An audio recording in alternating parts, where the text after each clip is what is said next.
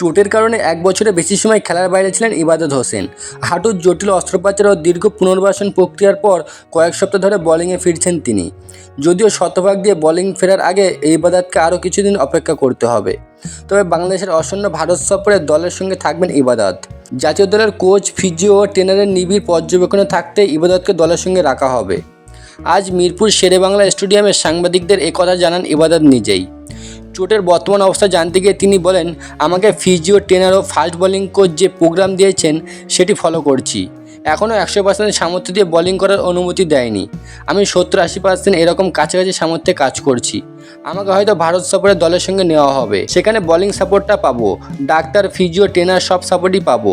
সেখানে গিয়ে আমার ফিটনেস পরীক্ষা করে দেখবে, এরপর সিদ্ধান্ত নেবে তারা।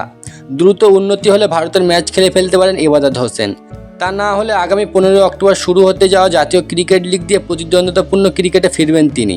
ফিটনেস তো ওইভাবে যদি উন্নতি হয়, ম্যানেজমেন্ট যদি সন্তুষ্ট হয়, যদি ওখানে খেলিয়ে দেয় তাহলে খেললাম, যদি না হয় তাহলে ঘরোয়া ক্রিকেট লিগ আছে সেগুলো খেলবো।